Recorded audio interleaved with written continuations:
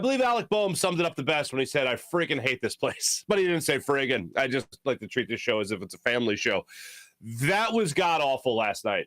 And it was god-awful because it was one of those situations with the Phillies losing 8-7 by allowing 7 runs to be scored in the top of the ninth inning for the Phillies to lose. That was a situation last night where Aaron Nola pitched his butt off for 7 innings, allowing 1 run. Looked phenomenal. Looked great. Looked like old Aaron Nola. A guy that, I mean, I say old Aaron Nola. That's the guy I always reference that was capable years ago of going on those month stretches of at least 7 innings of work, not allowing more than 2 runs, just absolutely dominant baseball. The guy that finished the third in the Cy Young voting. That's the guy. And I had voiced my concerns last year about Aaron Nola. I had voiced my concerns through spring training. We all have kicked it around. People just saying, well, you know, he was projected to be a middle-of-the-rotation guy, and that's what he is. He's a middle-of-the-rotation guy, not an ace, not the number one guy in a rotation by any means. And last night he pitched like that ace that we have seen him pitch like in years past. The unfortunate part about it is that the rest of the team played like ass in that ninth inning. So let's jump into it here.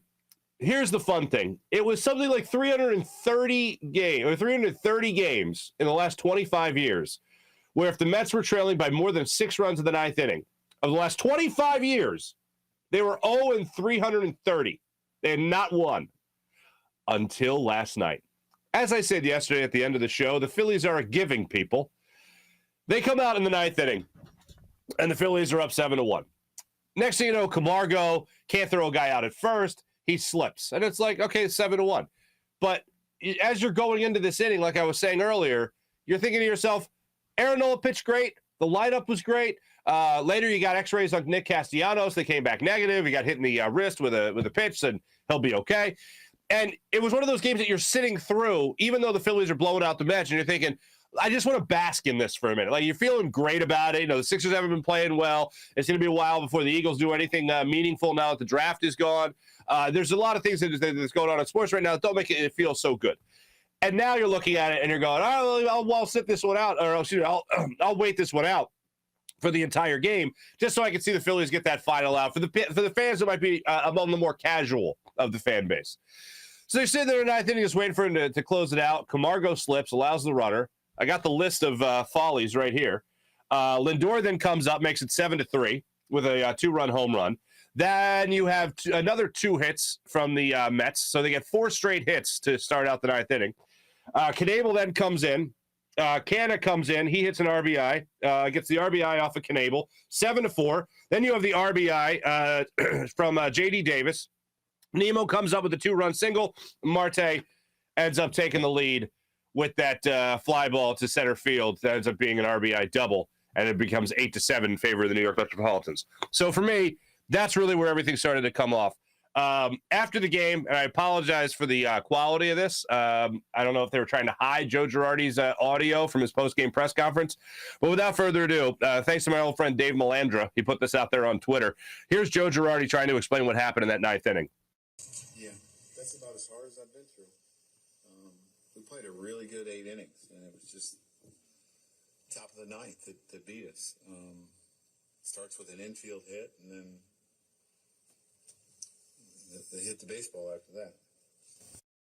I don't know what you're supposed to be doing if you're a manager, but this team does not know how to win.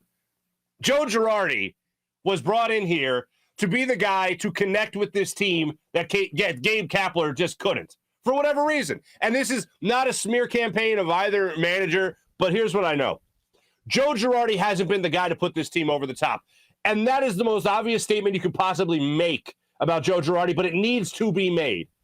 Because when they went from Kapler to Joe Girardi, oh, this guy won a championship. This guy was with the Yankees. He won as a player. He knows how to win. He's the perfect combination of Binder Joe, with all his analytics, and gut feeling as a former catcher in Major League Baseball. I haven't seen anything. There were some things I remember in his first year where I'm watching Joe Girardi, and there were certain things that he'd do. He'd put a guy in that there was really no reason for him to be in as a pinch hitter, and that guy would get a hit. It was like a gut feeling thing that made all the people that want to throw numbers out the window, like me, it made you feel good. It made you feel like, okay, this guy, he just has good baseball instincts. He doesn't need that binder to back up everything, but he uses it. As I always say, analytics are invited to the party. They just shouldn't be throwing the party. And Joe Girardi, in the early days of him as the Phillies manager, was doing that. And now it just doesn't feel like that. I don't have any good sense that Joe Girardi has a good sense of how to run this ball club.